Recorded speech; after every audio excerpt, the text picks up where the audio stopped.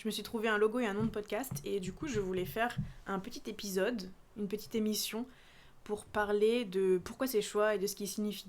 Déjà, ça me tenait à cœur de commencer cette série de podcasts en prenant vraiment ça au sérieux parce que j'ai pas forcément très confiance en moi, je me prends pas forcément assez au sérieux.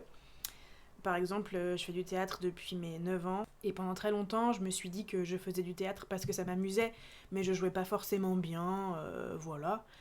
Jusqu'à ce qu'on me fasse des très très bons retours sur une pièce il y a 3-4 ans. Et là, j'ai commencé à me dire, peut-être qu'il faut que je me prenne au sérieux.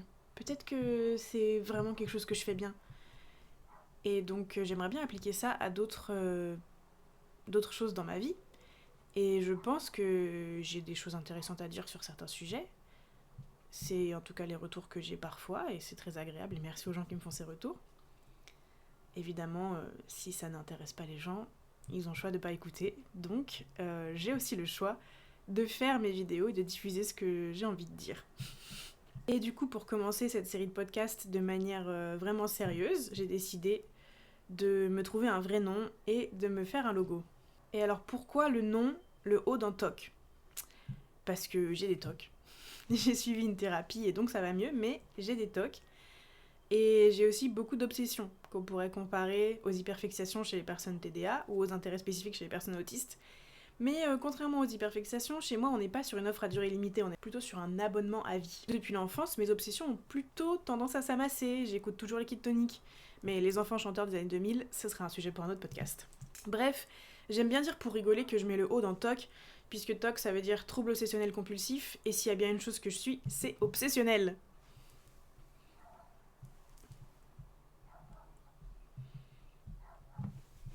On a un petit aperçu derrière moi de mes différents intérêts et obsessions. Je travaille aussi dans la communication digitale et donc je connais les enjeux pour se démarquer sur internet, le référencement, tout ça. Et en plus, je préside une association qui existait bien avant ma naissance et qui a un nom pas du tout adapté aux enjeux de la communication numérique d'aujourd'hui. Et ça rend ma tâche plus difficile. Donc pour mon podcast, je cherchais un nom un peu original qui pourrait me démarquer. Et je voulais aussi un nom adapté à la diversité des sujets que j'ai envie d'aborder. J'avais pensé à la pop culture avec Coelia Kira, mais je trouvais ça un peu prétentieux. Ou les obsessions de Coelia Kira, mais c'était un peu simple et littéral. Bref, je suis arrivée à le haut d'Antoc parce que ça représente assez bien moi, ce que je veux faire de cette émission, et je trouve ça rigolo. Pourquoi mon logo ? Parce que j'adore les fleurs, j'adore les motifs d'étoiles, c'est un peu un entre-deux. Le violet et le jaune, c'est deux de mes couleurs préférées. La troisième, c'est le bleu canard. La police me représente bien, je trouve. C'est mignon, c'est rigolo. Et moi, ce qui me définit, c'est quand même aimer tout ce qui est mignon et ou rigolo. C'est un peu éparpillé, comme les sujets de ce podcast, et parce que j'écris assez mal. Et le casque, évidemment, c'est pour le contenu audio que seront mes podcasts et mes vidéos ASMR, parce que j'ouvre aussi une chaîne d'ASMR. Et pour l'instant, en tout cas, les deux auront le même logo. Je sais pas combien de temps va réellement durer cette obsession de faire des vidéos. On verra si on est sur une édition limitée ou si on est sur un abonnement à vie.